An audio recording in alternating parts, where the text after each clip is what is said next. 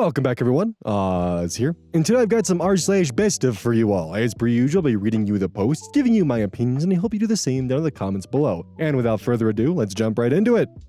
This BestOf actually has a recent update. Some of you may have seen this one previously, but it's got a new one, as of like a week ago. This post was collected by Choice Evidence 1983, and their tagline is, "It dawned on me that he was a wizard." The original OP is Stunning Factor 871, posted to r/Am I the Asshole, June 23rd, 2026. Am I the asshole for finally supporting my husband's ultimatum to his late wife's parents after they've repeatedly excluded my son? I, 35 female, am in a loving blended family, but the extended family drama is crushing me. I have a wonderful 10-year-old son. My current husband, 32 male, lost his first wife 4 years ago and has a 7-year-old son. We've built a beautiful family of 4. My husband treats both boys exactly the same. I do the same with my stepson, and the boys love each other like real brothers. We're genuinely happy despite everything. The problem is my husband's ex-in-laws, his last wife's parents, they constantly badmouth me and paint me as the evil stepmom, feeding every nasty stereotype, mean, neglectful, manipulative, jealous, etc., to my husband's parents and anyone who will listen. For example, after my stepson had a minor injury, they said things like, "Stepmoms can never be real. Why would she even care about him?" They accuse me of manipulating my stepson and try to turn everyone against me. Every time they visit, they completely ignore my son. No greetings, no conversation. They bring gifts, toys, chocolates, and sweets, only for their biological grandson. When my kind-hearted stepson immediately shares everything with my son, as he always does, they get visibly annoyed, say things like, "Why are you sharing with him? That's for you only," and even try to pull him away. My husband has been solid and always says other people's opinions don't matter. He wanted to set a strong boundary earlier by announcing on my stepson's birthday, "If you are family, then you are family to both kids. If that's not possible, you are not family and not invited." I stopped him because I thought a nice talk would work. I've been holding my husband back from taking any harsh steps in order to respect his ex-in-laws as they lost their daughter. I wanted to respect the memory of his late wife and give them time to adjust. On my stepson's birthday last year, his side of the family showed up with gifts and love. On my son's birthday, almost no one came, and the few who did showed up empty-handed. Gifts aren't important to us adults, but to a child it feels like rejection and being left out. My son was sad, and he started asking me painful questions because of this exclusion. Like, why don't they like him, or what he did wrong, which breaks my heart. I have zero family on my side, so he doesn't have that extended network. His birthday is coming up soon, and I'm dreading it. I'd even be happy to buy gifts myself that they could give him if that makes it easier. I just don't want him to feel left out again. Recently, after they left, my son refused to eat the chocolates or play with the shared toys. He quietly kept everything in his pockets and returned it all to me. That broke me. I'm completely fine with them loving their biological grandson more. That's natural. But the open hostility, exclusion of my son, and constant comments are painful. Edit, I finally stopped holding my husband back. He's now taking strict action and has given an ultimatum to his side of the family. Either they are family to both kids or family to none. Am I the asshole for supporting this hard line now after previously trying to keep the peace? Or should I still be trying to make nice for the sake of family and my husband's late wife's memory? I just want my son to feel included and loved on his birthday instead of rejected again. Relevant/top comments. Commenter 1. I kind of understand why the late wife's parents are more interested in their biological grandson, but doesn't your son have 2 sets of grandparents as well? OP responds, "Unfortunately not. My parents passed away and I don't have any contact with my husband's family." Commenter 2. Not the asshole. Your husband is stepping up. The trick is going to be managing the relationship with the boys so that there is no resentment. If you're no contact/limited contact with the family for a while, that'll be fine. On a separate note, who shows up to a kid's birthday party without a gift? What blatant assholes. Commenter 3. Your husband absolutely is doing the right thing. It's great to hear how your nuclear family is navigating life together, Time to limit exposure to the boy's maternal grandparents before they start planting seeds in the boy's brain. Shame on them. Commenter 4. Your husband knows the people involved. They're for him to deal with, and you should not be interfering, especially since it's a good solid boundary he's drawing. Stop trying to please everyone. They clearly don't accept it. You may as well be real and support your son, your husband, and your position in the family. Update 1. July 2nd, 2026, 9 days later. My husband's parents came over for dinner. After dinner, they started a conversation about the ultimatum my husband had given them earlier. He had finally sat them down and asked why they blindly believed everything his ex-in-laws say about me. They responded that they've seen everything with their own eyes and listed their issues with me. That I'm too harsh and casual when talking about his mother's death, e.g. saying she died or she's dead instead of using softer words. That I'm careless, especially after their grandson had a small injury. That I'm trying to erase his mother's memory. They also accused me of manipulating my husband about the cat. My stepson wanted a cat, but my husband said no because he felt like it would be cruel to bring a pet home when we can't give it proper care and attention. His parents tried to convince him to get one anyway. I didn't even know there was any argument between him and his parents over this.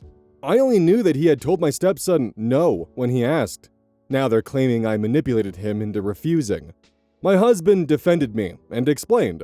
Our therapist specifically recommended we be direct and straightforward about his mother's death, so my stepson can learn the permanence of death at his age. That is why I use clear wording, not just about his mom, but even when referring to my own late relative.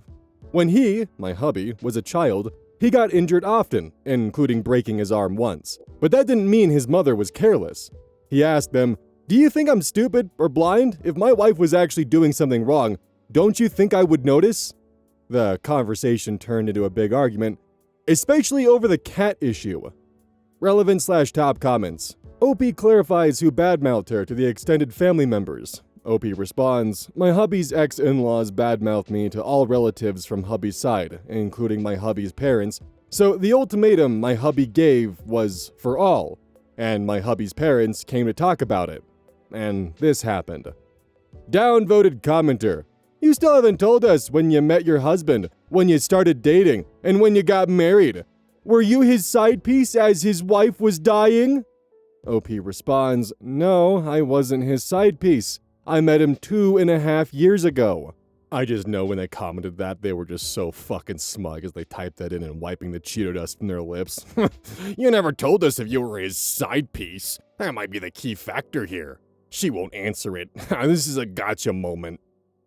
Commenter 1. How much of the ex's in-laws' dislike of you is because you're complaining about them not treating your child like a grandchild? Frankly, I think you're an asshole for expecting that they owe you something to a child with whom they have zero relationship. What the fuck? Your husband's parents should be treating him like a grandson because he's their son's stepchild. Your kid is nothing to your stepchild's grandparents at all, so frankly, I can see why they don't like you much. They lost their daughter at a young age, and now her replacement has decided they owe her kid a relationship? If you have it your way, then your stepkid not only has a dead mom but no grandparents. Meanwhile, your child probably has at least some grandparents between your parents and his father's. OP responds, I agree that hubby's ex-in-laws will probably never treat both boys the same, but it wouldn't hurt them to be nice to my son. Telling my stepson not to share his toys and stuff with him is totally unacceptable.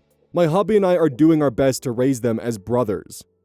Also, I just want to chime in here because fuck that commenter. For starters, the problem isn't that it's a perfect one-to-one relationship. The problem is the constant bad-mouthing and dragging both OP and her son through the mud, just for the sake of the fact that that's not their daughter that their son-in-law is dating now, or married to at this point. On top of that, I have a stepbrother. He and I were raised very differently, to the point where sometimes I forget that I'm not technically an only child. But my grandparents, on that side of the family, did not hesitate to welcome into the family. He was as much of one of the grandkids as any of the others, no questions asked. It's not an obligation, yes, but it's telling of who you are as a person. Commenter 2. Glad your husband is backing you up appropriately. You deserve that. The thing is, even if your in-laws were right and you were some kind of fairy tale villain, why would they punish a child for that? They hate you, so they hurt an innocent kid? And they think they're in the right? That tells you all you need to know, in my opinion. Update 2, July 15th, 2026, almost 2 weeks later. My son turned 11 yesterday. It was better than last year, but still pretty awkward overall. Most of the relatives we invited from my husband's side actually showed up. It was clear they mainly came because they didn't want to upset my husband after the ultimatum. They brought gifts for both boys and stayed polite. But the vibe was very, we're here to keep the peace, rather than genuine warmth. Most of them kept interactions with my son short and surface level while being more natural with my stepson.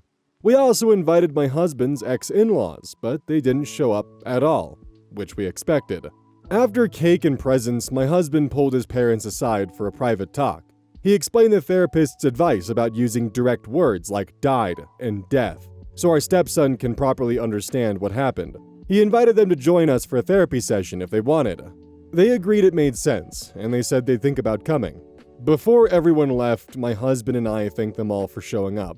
We told them sincerely that it meant a lot to us, that they came and were there for both boys. I'm happy they showed up. I completely understand that my son and my stepson are not the same for them. I know they'll always love their biological grandson more. That's natural. I just want basic kindness and inclusion for my son. And yesterday was a step in the right direction. My son had a decent day. He was happy about his gifts and that so many people came this year. He wasn't ignored or left out like before, and he didn't ask any heartbreaking questions. He did notice the difference in how people acted toward him, but he still went to bed smiling. I have to say my husband has been absolutely amazing through all of this. He stayed strong, protected both boys, held the boundary, and made sure our son still felt celebrated. I'm so lucky to have such a wonderful, fair, and protective partner. He really is the rock of our family. It feels like a lot of this is damage control on their part, but at least my son got to celebrate without feeling rejected. We're keeping the boundary firm and taking the small progress where we can get it. Relevant/top comments. Commenter 1. I have to ask, why did relatives give presents to both boys? Gifts should have been just for the birthday child. Other than that, you're doing well. Hold the line. Commenter 2. They love OP's stepson. Since they primarily came to keep the peace, they gave token gifts to OP's bio son. Their preference is still OP's stepson. Indirectly, they're telling OP, though OP's husband made them come down for fairness, their allegiance will always be towards their blood, aka OP's stepson. They won't give a gift to OP's son on stepson's birthday. That would give them smug satisfaction, I suppose. As long as the partiality isn't in face, OP will let go, I guess. I'm glad that she has a strong husband. Hopefully therapist sessions will help in bringing down animosity towards OP and her child. Ultimately, stepson needs a kind mother, which OP is. Commenter 3. It was OP's bio son's birthday, wasn't it? So they got the birthday boy a token gift and gave their bio relative a larger gift even though it wasn't their birthday? OP responds, their preference will always be my stepson, no doubt in that. Yeah. As long as partiality isn't in fact, I don't have any problem. Commenter 4. I can get on board with your husband's family treating your son better, but expecting that from his deceased wife's family or cutting them off over it still gives me the full body ick. We just not reading? The problem isn't the fact that they're not treating them equal, the problem is that they're treating him worse and actively taking out the animosity towards the child and also onto OP. You're not even treating them neutral. Commenter 4 continues, as a stepchild, I know why you want his parents to treat your son more fairly. My second husband's family treating my oldest like another grandchild is, in a small way, important to me, though I take advantage of it being voluntary because blending is natural to our families. However, my late husband's parents being forced to treat my youngest like their grandchild at risk of being cut out, and he shares blood with their grandchild, seems rude, disrespectful, and cruel. I would never want to interfere with their relationship with my older child like that. They don't owe their resources, their time, or their money to a child I chose to have with the partner I chose after their son died. I expected only that they are cordial and kind when we're in a room together. OP responds, main problem with hubby's ex-in-laws is now that they don't treat my son same. If they can't be nice, they should not be rude.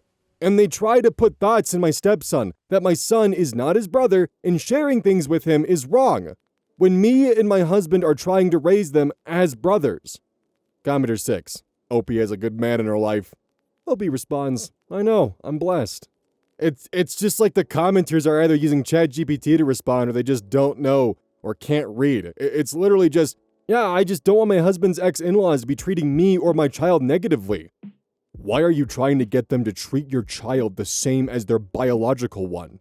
Also, to clarify some confusion, because I had to reread the story just to get on the terms with this, husband does have his own biological family, including his own parents. It's the late wife's parents that are doing all the shit talking and framing her to be some kind of malicious fairy tale evil stepmother, and thus also causing that animosity to be directed towards her son. New update, July 27th, 2026, 12 days later. Hi everyone, I wasn't planning on making another update, but a lot of people asked what happened after my husband's parents agreed to attend a therapy session with us. Birthday celebrations. A lot of people asked why most posts focused on relatives instead of my son's friends. In my husband's family, birthdays have always been celebrated in two parts. On the child's actual birthday, we have a family celebration with relatives. Then, on the following weekend, the birthday child has a separate celebration with their friends. Is that not normal? That's the tradition both boys have grown up with, and they genuinely love it. My son absolutely celebrated with his friends as well. It just wasn't relevant to my previous post because all of the issues happened during the family celebration. Our relevant timeline. Quite a few people also wondered how long after my husband's first wife passed away we met. She had passed away about 1 year and 5 months before we met. We dated for 15 months before getting married, and we've now been married for 16 months. Some people assumed our relationship started immediately after his loss, but that wasn't the case. Now, for the update. After my son's birthday, my husband's parents came with us to one of our therapy sessions. I honestly expected it to turn into another argument, but it didn't. Our therapist first explained why she had recommended that we use direct words like died and death when talking to my stepson, instead of softer phrases like passed away. She explained that children his age understand the permanence of death much better when adults use clear, direct language, and that euphemisms can sometimes be confusing. She also explained something that I hadn't really thought about before. Because my stepson lost his mother so young, everyone around him naturally wanted to protect him from more pain. Between us, my husband's parents, and his late mother's parents, a lot of adults tried to soften the reality of what had happened. The therapist said that while those intentions came from love, constantly shielding a child from direct conversations about death can make it harder for them to fully understand that death is permanent. That was one of the reasons she encouraged us to use clear language and answer his questions honestly in an age-appropriate way. She emphasized that helping a child understand the permanence of death isn't cruel. It's actually an important part of healthy grieving. She also made it clear that this wasn't something I decided on by myself. It was advice we were given in therapy and had been following consistently. My husband's parents admitted they hadn't known that. They said they genuinely thought I was being insensitive. My husband then told his parents something that I think needed to be said. He told them that if they ever have concerns about our younger one or about my parenting decisions we make, he wants them to come directly to us instead of making assumptions. He said he'd much rather have an uncomfortable conversation than have people filling in the blanks or believing someone else's version of events. It was awkward at first. There were quiet moments. After the session, they thanked us and left. No big emotional talk. The session simply ended with everyone understanding each other's perspective a little better than before. Since then, we've noticed small but meaningful changes. I'm glad they came. It feels like a small step, not a big change. We're not expecting miracles. I might be the odd one out here, but I really don't think that it's crazy for there to be at least a soft expectation that adults are cordial with a child who's new into a family, a new stepchild. Even if they wanted to be mad at, OP for being insensitive or not quite treating their grandson properly or however they saw it, that animosity should never have been directed towards her child. That's just ridiculous, especially when it's so goddamn clear and obvious that OP's husband loves the stepson. I feel like it's really not a stretch for OP's husband's family just to show a little bit of compassion, at a minimum, towards a child. It's pretty clear that OP's not expecting them to just immediately accept her son into the family without any questions asked. And Reddit seems to think that's what she wants, when no. It's just the fact they're bullying a child for existing in the family. and for having the audacity to be related to OP. Also, in the final bit there, OP actually touched upon one of my biggest pet peeves. I have a massive problem when people just decide to hold on to random shit and not actually sit down and have a conversation with you about it. Whether they misunderstood something you've said, or they feel your actions have hurt them and you have no idea. But they hold on to that, they let that build, and then now they're just simply mad at you for reasons you can't comprehend or understand and refuse to actually sit down and have a conversation with you. A uncomfortable conversation, sure, but it would solve all the problems and actually allow things to move forward and build. Personally, I prefer the uncomfortable conversations. I like just getting them out of the way and being able to figure out and move forward. I would much rather have a friend of mine come up and say, hey dude, what you said here was really out of line, or when you did this, it made me feel this way, and we gotta talk about this because it's affecting the way that our friendship is moving. But like, just going silent and then gossiping about it behind the scenes? Like, come on. I didn't realize high school was back in session. This post was collected by Garden Geo. The original OP is I Am Hurting Cats, an r/wedding drama. Originally posted October 19th, 2025. Is it me, or is this problematic? First, I'd like to say that if I'm wrong, I'll accept it. I'm older, and I know that a lot has changed, even from a few years ago when I got hitched. Here's the issue. My husband's niece is getting married, and I just learned this 3 days ago. The wedding is on October 31st, posted October 19th. We did not receive an invitation, a text message, a Facebook or Instagram message. Nothing. We heard about it when my partner's parents were here for dinner. The wedding is at 8:30 a.m. in a town 2 hours from here. The family has rented a huge Airbnb with only 2 bathrooms for the bride, groom, wedding party, and family. We would be sleeping on the sofa. The mother of the bride is offended when I said I'd be getting a hotel. If I go. I mean, we haven't been invited at this point. Partner called mother of the bride, his sister. She says there's no dress except dark academia costumes. I own nothing in this aesthetic that fits these days, and it's a little late to buy anything. The venue the couple has chosen does not allow weddings, so they booked it for a business meeting, even though the bride will show up in a long white wedding gown. There's a very real possibility of the entire event getting kicked out of the venue, and the family thinks that would be absolutely hysterically funny. Am I the crazy one? I don't want any part of this and can think of a dozen things I'd rather do on Halloween than get up early in the morning and get kicked out of a venue. We technically have not received an invite, but the bride's mother was clear that she'll be offended if we don't attend. I can sit this one out, right? Comments. Commenter 1. You haven't been invited? Definitely. If you do get an invitation, just say you already have plans. It's less than 2 weeks away. OP responds, it feels so haphazard. Supposedly today's phone call counts as an invite, but I'm super disinclined. The mother of the bride isn't the bride. Last I heard. Comment 2.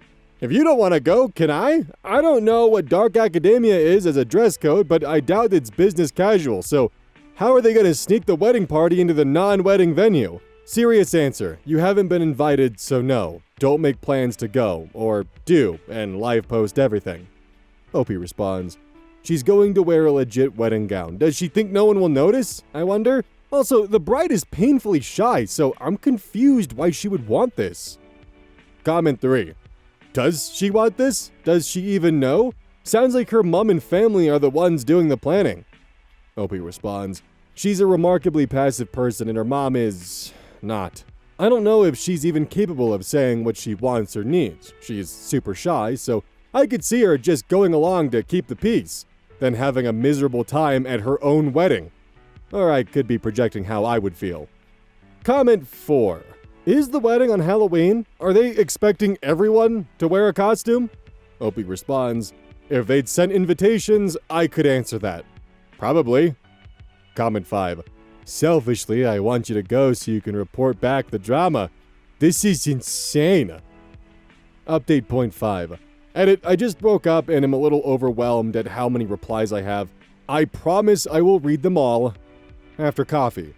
Briefly though, the question was, does this count as an invitation? The overwhelming response is that even with fairly relaxed rules around these things, it doesn't, and that's a huge relief to me. Second, several people have asked how my husband feels about this. He seems to think it's perfectly normal. He absolutely plans to attend. And finally, for the person who said I'm expressing obvious disdain for the couple, that's not true. I barely know them. I've no problem with a wedding that wants people to come in costume, and if my brief Google search is any indication, it's a look I could really get behind. But not in a week and a half. And unless you doubt that, hubby's niece attended my wedding in a very cute steampunk/burlesque outfit, and my 80-year-old dad wore his old bagpiper's regalia when he walked me down the aisle. Update: 2 weeks later. First, you'll have to understand that this is taking place through the lens of my husband, who thinks weddings are boring, and that his mother and sister can do no wrong. I am at the age where an appointment with one's cardiologist takes precedence over nearly anything else. I kept that appointment. Mother of the bride called at about noon on the 30th to ask if we would be attending the rehearsal dinner. We didn't know there was one. Husband decided to drop everything and go. The family had not selected a restaurant nor made reservations. They all ended up driving from place to place until they found somewhere able to seat 12, plus a baby. And they ended up at what I consider one of the worst restaurants on the Oregon coast. After dinner, mother of the bride and grandma of the bride were affronted that husband had booked a hotel rather than staying at the Airbnb they had booked, where he would have had to sleep on a couch and share a bathroom with 12 other people. I had a BLT for dinner and watched 2 episodes of Slow Horses with my cat. Very nice. Halloween, the entire wedding party and entourage had to get up ungodly early for their meeting, which was reserved for 8 o'clock to 10 o'clock. It was raining. Hard. And the entire party got soaked just getting from the parking lot to the car. There was a total of 14 people there for the meeting, including the baby, which cried the whole time and was not taken out to the hallway. The bride wore a tea-length black dress. The groom wore a shirt with a collar and chinos. Most guests did not do anything like dark academia. I think that's unfortunate because the bride really wanted that. However, with the short notice and with the average age of the guests being well over 60, I'm not surprised. Love the look. I think I could really get into it. The ceremony was brief and was followed by a buffet breakfast. Staff at the venue were extremely polite, but afterward, the groom was pulled aside and cordially invited to never come back, as was the mother of the bride. Only problematic because the groom would really like to work there someday. I did my cardio appointment and had a pleasant lunch in war-ravaged Portland with a friend. Overall, it sounds like everything went as smoothly as could be expected. While I absolutely love weddings, I'm glad I sat this one out. We never received an invitation. Mother of the bride and grandma of the bride are offended I wasn't there, but I think that's a them problem and not a me problem. Thank you all for your lively, scathing, and witty responses to my original post. Seems like OP made the right choice to stay behind and kind of just let things unravel the way they did. I also feel really bad for the bride, because for me, a dark academia wedding on Halloween, that is actually exactly what I want. But I get the impression from all of this, from the venue chosen to just how short-bursted all of the actual arrangements and accommodations were, to just no wedding planning taking place whatsoever, I get the feeling that the mother of the bride steamrolled everything going on and just kinda ruined her daughter's wedding. Because that's the impression that I'm given here by just what OP described. It sounds like the daughter didn't get the wedding she wanted, and the mom just kinda stapled things together haphazardly and was like, well, here you go. Here's your dark academia wedding in a non-wedding venue place, and hope you're happy. None of us actually dressed up for it either, by the way. Poor girl. I don't know what her socioeconomic status has to do with any of this, but hey. You know, I actually once made that joke where I said, like, oh, poor X, and said, well, I don't know what her socioeconomic status has to do with this. And there were people who didn't realize that was a joke and actually went on like a 5 or 6 paragraph explanation as to the fact that poor can also mean like sympathetic. And I love you guys, but I haven't made that joke in a while because I felt bad. This post was collected by Direct Caterpillar 77, and their tagline is, Satan is not a pogo stick. The original OP is Independent State 802, posted to r/mytheasshole and r/redditor updates. Originally posted June 4th, 2026. Am I the asshole for inviting my neighbor's husband over for coffee and a playdate? His wife accused me of pursuing him, and my husband thinks she was right to confront me. About a year ago, a couple, Emily, female 30s, and Jake, male 30s, moved into the house next to ours, 30s. Emily and I were both pregnant at the time, with due dates a few weeks apart. We would run into each other in the neighborhood or out on the street and eventually became friendly. We texted occasionally to check in on each other during our pregnancies, and our husbands became friends as well. For some context, Emily had a very difficult pregnancy and was on bed rest for the last month of her pregnancy before she gave birth. They moved away from their support system for Jake's job and didn't have family nearby. So I would sometimes drop off meals when I was cooking for my own family. Emily had her baby about a month before I had mine. After the babies were born, we didn't see much of each other. I invited her a few times to go for walks with the babies, but she always declined, saying the baby was fussy or napping. I figured she was just overwhelmed as a first-time mom. Our husbands continued to see each other occasionally during this time. Last week, I was out walking my baby when I ran into Jake, who was also out walking his baby. We ended up walking together and chatting for about 30 minutes. Our chat did not include anything personal. We talked about the babies, our jobs, our summer plans. When we got back to our street, the babies had woken up, so as we passed my house, I asked if he wanted to come in for a coffee and let the babies play together. He thanked me for the invite and declined, saying he needed to get home because he had errands to run. A few days later, Emily invited me over for a playdate. I accepted and even offered to bring some food for the babies because she had mentioned being nervous about introducing non-pureed foods. While the babies were playing, she suddenly said, "Jake told me you went for a walk together last week." I said yes, we ran into each other while out with the babies. She then asked, "Why did you invite him back to your house?" I was caught off guard and tried to explain that the babies had woken up and I had meant it as a playdate. She responded that she didn't know what I was playing at, but her husband was off limits and uninterested in case I had any ideas. I was in shock, so I froze up for a couple minutes. When I was able to respond, I told her it was bizarre that she would interpret a walk with her husband and an invitation for coffee and a baby playdate as anything other than innocent. I also told her that my husband was working from home that day and was in the house. I also said that I hope she heals from whatever happened in her life that made her view something so innocent as a threat. She laughed in my face and said, "Rich coming from you. Just because your husband treats you like dirt doesn't make it okay for you to go after my husband."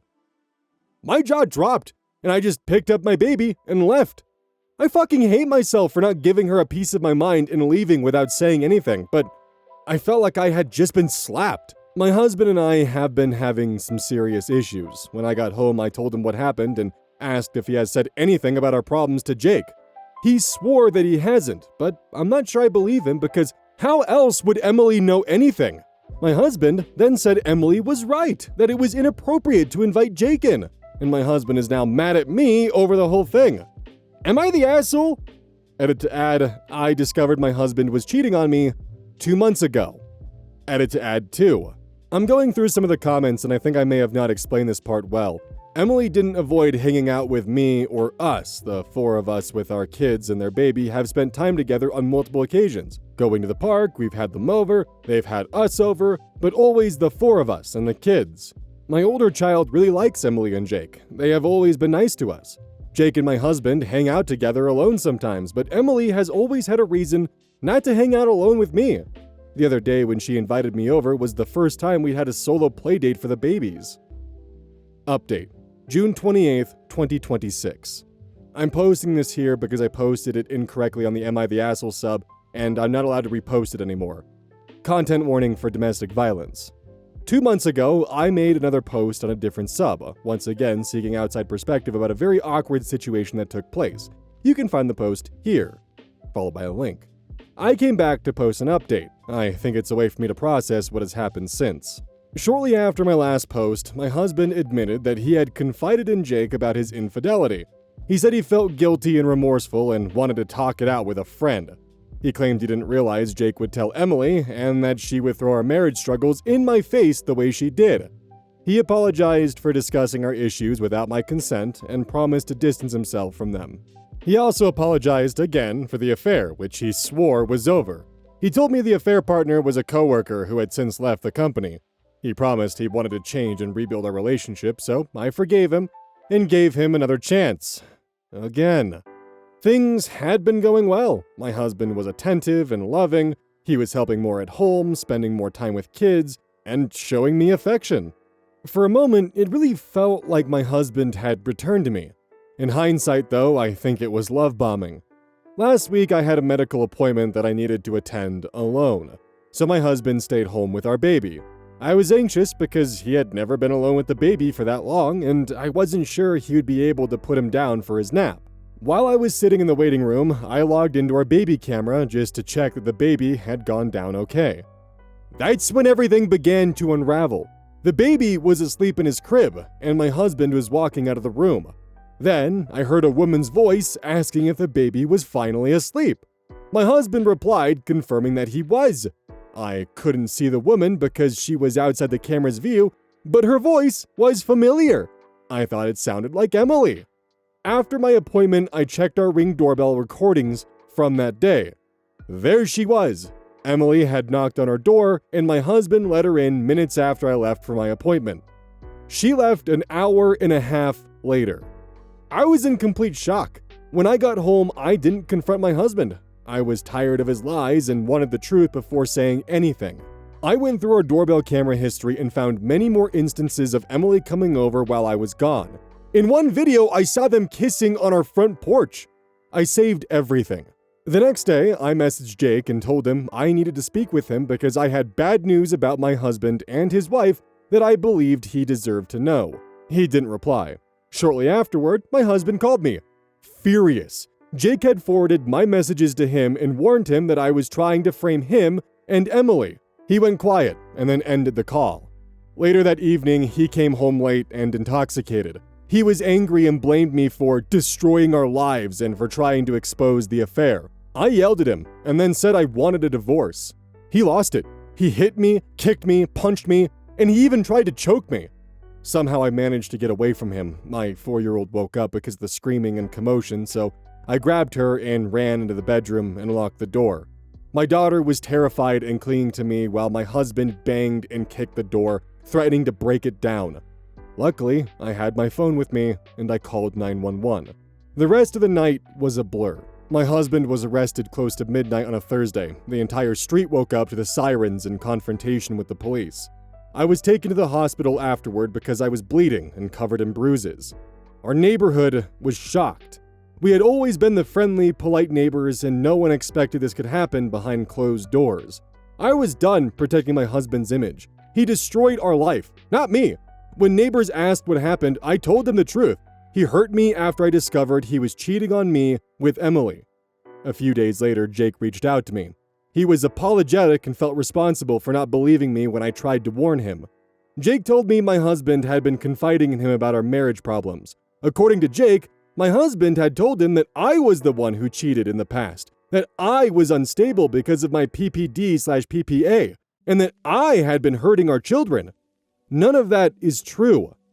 Jake also told me he had confided in my husband about problems in his own marriage. Looking back, it seems my husband used those vulnerabilities and the information Jake shared with him to get closer to Emily. After everything happened, I finally called my family and told them the truth.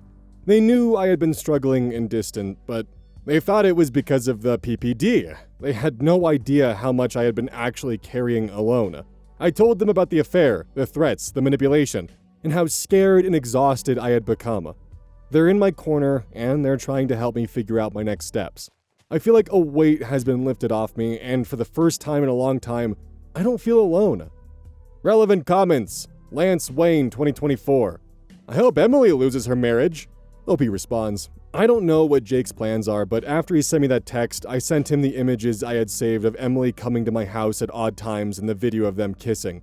He has all the information now to make an informed decision. At the very least, I'm sure Emily is having a really hard time because she hasn't shown her face around the neighborhood since last Wednesday. User Master McKnowledge. Whatever, Emily can go to hell and so can Jake. The sheer audacity of the guy to reach out to you in any other way than on his knees in shame. OP responds, my husband successfully manipulated both me and Jake, maybe even Emily, who knows? Jake seemed very remorseful and apologetic in the text. He blamed himself for what had happened. And yeah, if he hadn't forwarded my message, This may not have happened, but like I told Jake, my husband made the choice to physically assault me, and no one is to blame for that but my husband. User Metal Muffin Farms comments. I'm so glad you're safe. Do you have a restraining order against him? At best, I think he would get supervised visits. Opie responds, I do, especially because he's out on bail. User Moon Butterfly 1111. I never understood why people would bail out people like him. Opie responds, his very wealthy parents bailed him out because he's their golden boy who can do no wrong. That actually makes a lot of sense as to why Jake was hesitant to come over and why he then reported it to Emily because, well, he was under the impression that OP was dangerous when it was the other way around. I feel horrible for that 4-year-old. That's going to remain in their memory for a long time, and I hope to God, OP, you get them therapy because they're going to need it. I've spoken about this once before in my past, but when I was 7, my stepdad once came home drunk out of his mind and, well, took my mom out of my room where she was hiding from him, and later I heard screaming and stepped out and saw my stepdad putting my mother in a chokehold. Even though it was just one incident, and I know that others have gone through far worse than I have, that kind of stuff follows you. You just remember it, and it's just, everything up to that moment is a blur, but the actual incident itself is still, to this day, crystal clear. And I remember him releasing my mom and throwing his hands up because he knew that he had just been caught. And it was, yeah, not a good thought. Later on, his name would be blasted in the headlines as sheriff's deputy gets DUI. And that happened right around Christmas time. So, yeah, he got what he deserved, eventually. Sorry for bringing this tale up one more time, but I feel like it's at least important to just, as a general thing of like, yeah, that 4-year-old, please get them therapy, because this is going to follow them. Sounds like OP is also doing the correct thing and keeping as much documentation as possible, because that will be important. Whether it's in the courtroom for his assault or whether it's for the divorce, having that ready to go can bury him. And that's what his ass deserves. Oh. Hey. It's, the outro. You're a bit early. Oh. Gamer Sups, use code OZ at checkout for 10% off. Sorry, I'm kinda just surprised you're still here. I mean, it's closing time after all. Well, I hope all you handsome individuals and gorgeous individuals enjoyed today's episode. Also, as a side tangent from Oz, Amazon changed how they email you about things you've recently purchased. They no longer tell you what the purchase is, they just now have like a vague category of like what it is with a shitty clip art image. So like I recently ordered, for cleaning bathtubs, a little handheld power washer because I'm lazy as hell and I thought that'd be super cool to have. Just, have a bucket and spray the tub down that way. Super easy. And showers and other things and, also just good for cleaning the porch off. But like, ordered that, and I get an email from Amazon that's like, your home and garden item is on its way. I click on it, and there's a picture of a shovel and a pitchfork. It's like, I didn't order that. What the hell? So I had to go digging, and I found out, oh, it's the little handheld power washer thingamabob that I picked up for cleaning bathrooms and tubs and stuff easier. Anyways, thank you for listening to my Eyes Yells at Cloud outro. I appreciate you.